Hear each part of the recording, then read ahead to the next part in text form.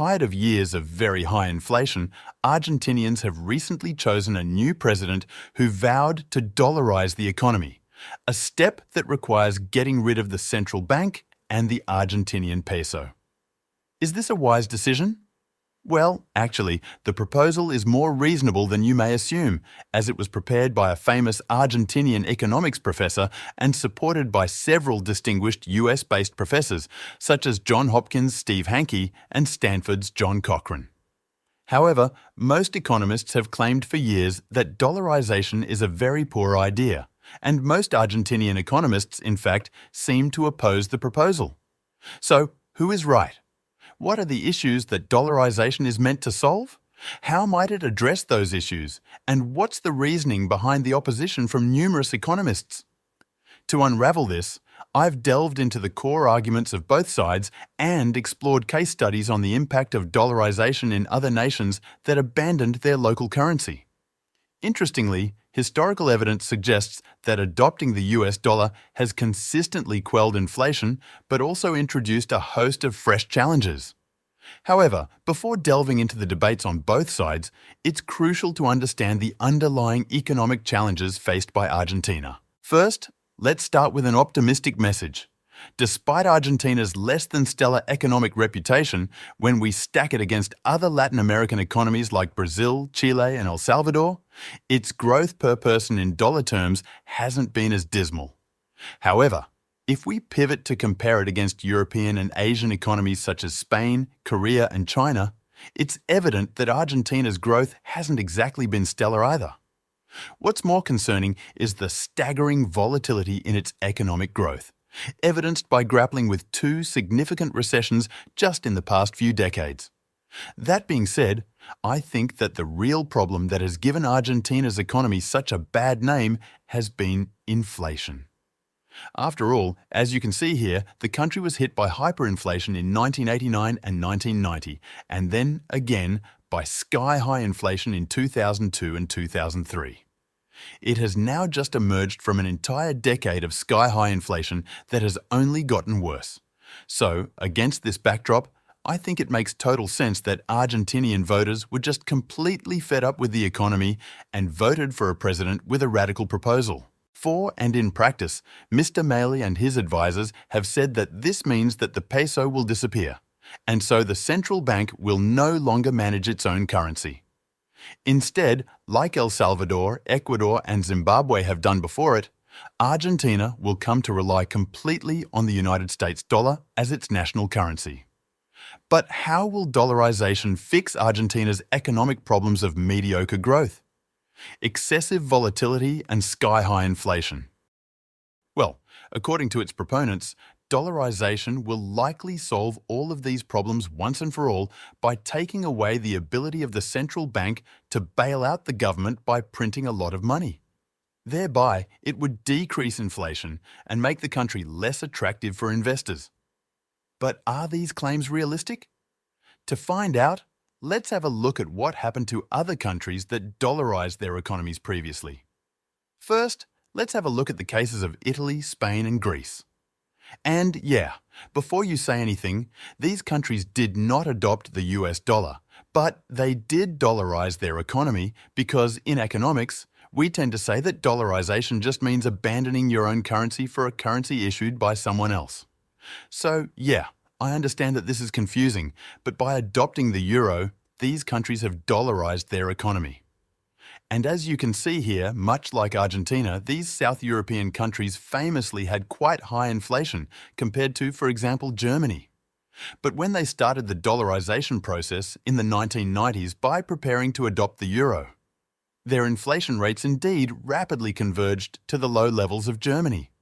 Similarly, while Ecuador and El Salvador were initially known as high inflation countries, their inflation rates started closely following that of the United States after they dollarized in 2000 and 2001, respectively.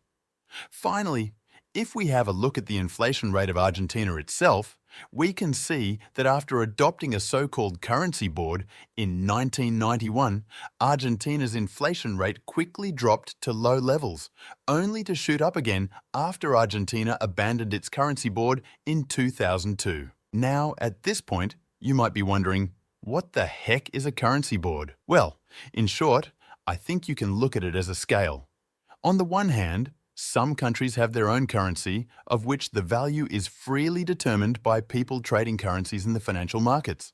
On the other hand of the scale, you have countries that have abandoned their currencies completely.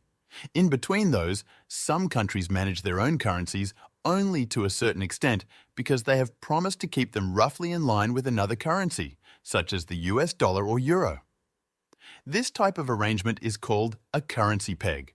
However, currency pegs are difficult to maintain. For example, if you want to peg your currency to the US dollar and then create a lot of currency to stimulate your economy, you could potentially get a scenario where people figure out that you have issued more currency than there are dollars in your economy, prompting them to call your bluff and forcing you to abandon the peg. But there is one other arrangement in which this is impossible, and that is the currency board, in which you commit to holding exactly $1 for each dollar equivalent of your own currency that you issue. So, in essence, it is almost the same as complete dollarization, with the only difference being that if you run out of dollars, you could still abandon the currency board. On the other hand, it is extremely difficult to de-dollarize an economy, so dollarization is pretty much like a currency board, but without a way back. And this is exactly why these economists are now proposing that Argentina should dollarize.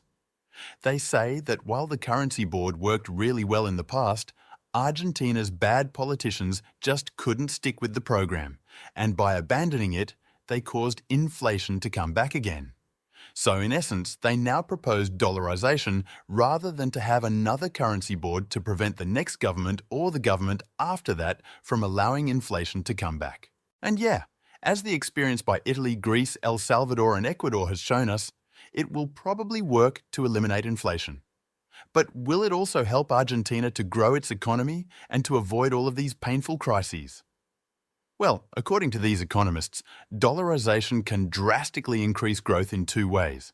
First, it creates confidence that inflation is gone and that there will be no wild exchange rate swings anymore, meaning that both foreign and local investors will be much more eager to invest in Argentina again. Second, since the government now has a lot of policies in place to protect the value of the peso, such as capital and money restrictions, these can now be removed after dollarizing, which will then lead to much more investment and trade. However, here, if we look at what happened to other countries that dollarized, the evidence is not so clear as it was with inflation. First of all, let's have a look at the European countries that abandoned their own currency for the euro in 2001. At first, the impact was indeed that way more investment was unlocked for these countries, which is reflected by the fact that their average interest rates went down to roughly the level of German interest rates. Similarly, borrowing costs for El Salvador and Ecuador dropped massively after they dollarized their economies. So, I think that this is some pretty compelling evidence that, as these economists have claimed, dollarizing your economy makes it more attractive for investors. However, then the question becomes, will this increased investment lead to more economic growth and to less extreme boom and bust cycles? And there, I think the evidence is really not so clear. For example, if we look at the economic growth of dollarized El Salvador and Ecuador and compare it to non-dollarized peers in South America, we can see that their growth was just very, very average. And if we zoom in a bit more, they also don't appear to be very stable.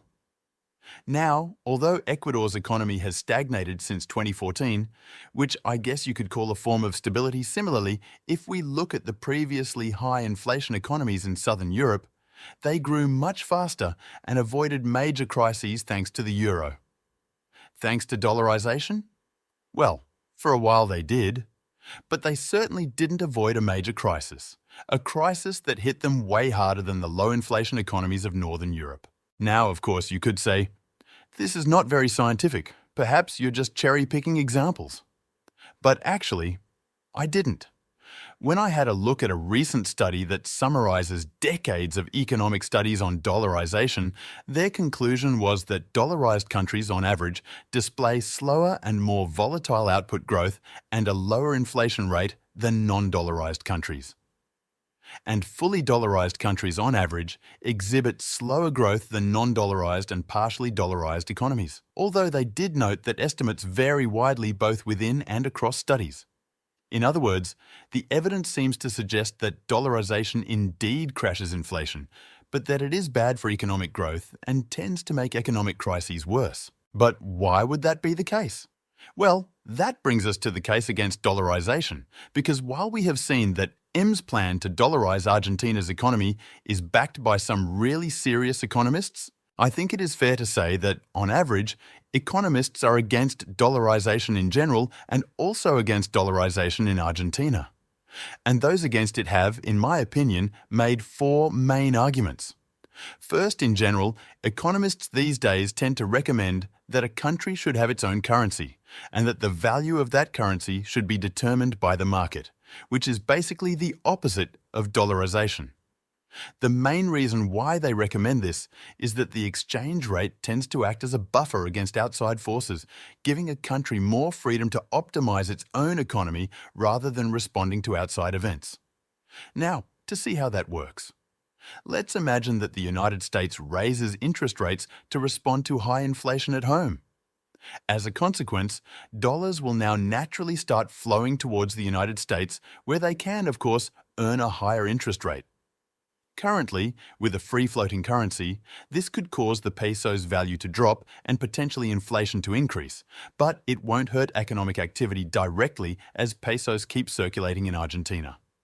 However, if Argentina were to completely dollarize its economy, then money would just flow straight out of Argentina unless it increased its own interest rates as well, which can have really bad side effects for Argentina's local economy. So, in this situation, the exchange rate acts as a buffer against what is going on in the United States. Indeed, this effect could explain why, on average, the economies of dollarized countries are more volatile, since they can now no longer use the interest rate to stimulate or slow down their own economies appropriately. Instead, they just have to follow whatever the United States does.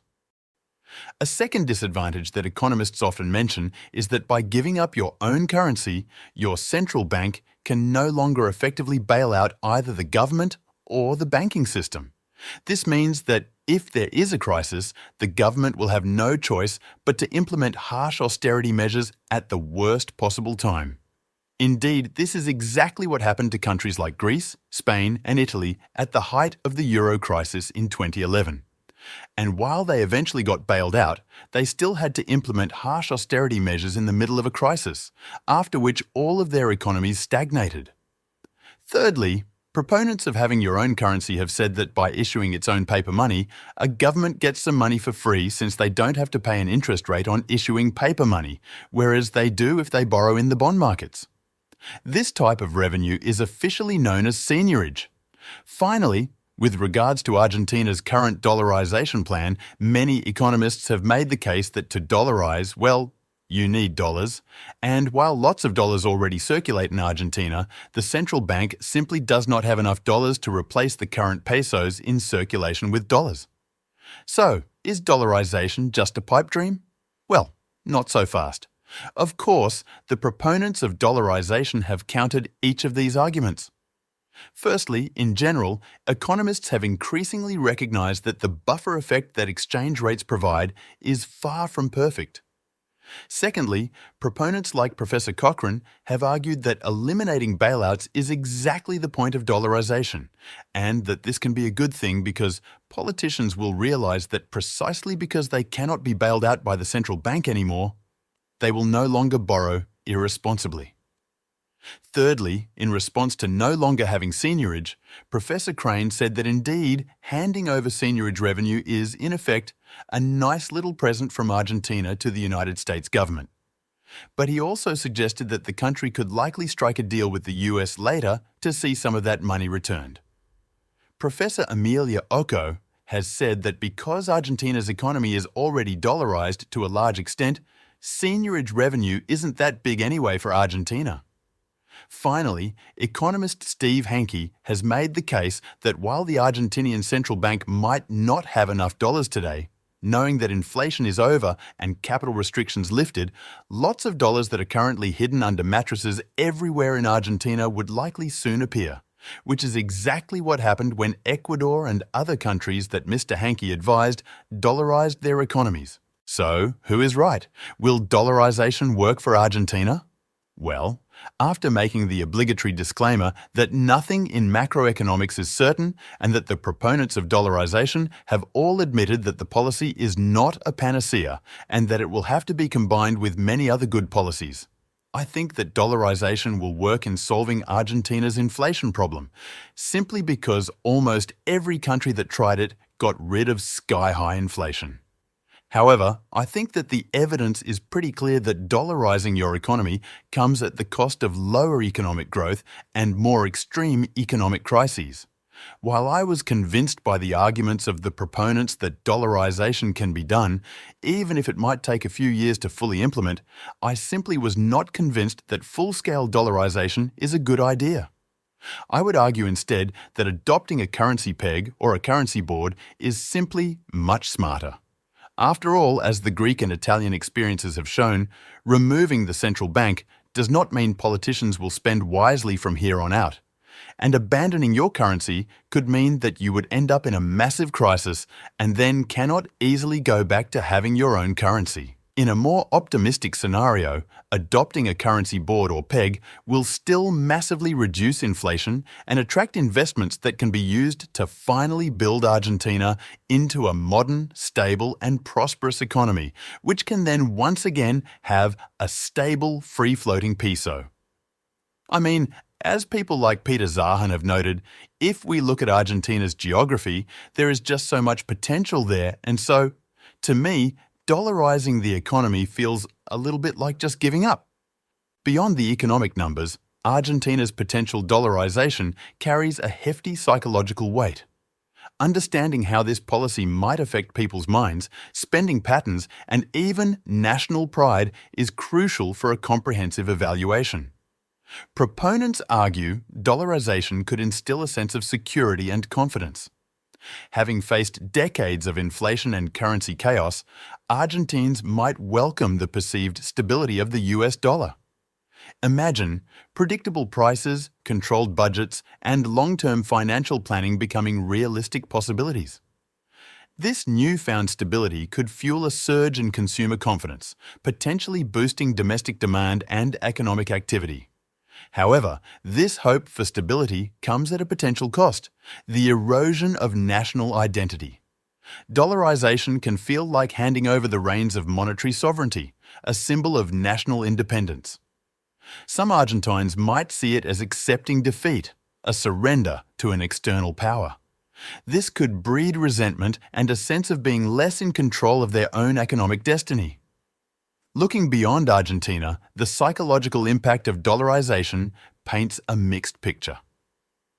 Ecuador, for example, experienced a rise in national pride initially, after taming hyperinflation under dollarization.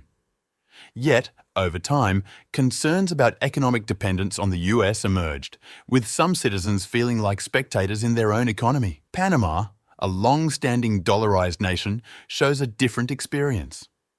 Its citizens seem comfortable with the system, attributing their economic stability and arguably higher living standards to dollarization.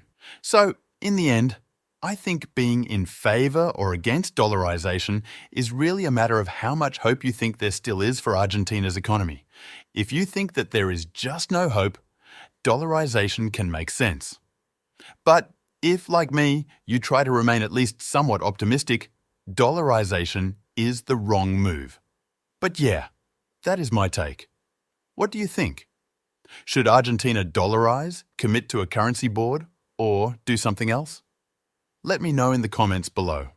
Thank you for joining me in exploring these important insights. If you're eager to dive deeper and confirm the credibility of the information shared, I've compiled a comprehensive list of reputable sources mentioned in the link provided in the video's description. Now, regarding California's economic landscape, the impending prospects have been a topic of intense debate. If you're curious about the potential for an economic downturn or implosion, this video has touched upon some thought-provoking aspects. On another note, I've dedicated other segments on this channel to discuss leveraging the 2024 recession for financial opportunities. Exploring strategies and insights might pave the way for maximizing potential gains during uncertain economic times. I'm eager to hear your insights and opinions about the content discussed in this video. Particularly, I'd love to engage with you on the prospects of Argentina's dollarization plan. Share your views in the comments section. Let's spark a meaningful conversation. And before you go, remember to hit that subscribe button to stay updated on my latest discussions, analyses, and thought-provoking content.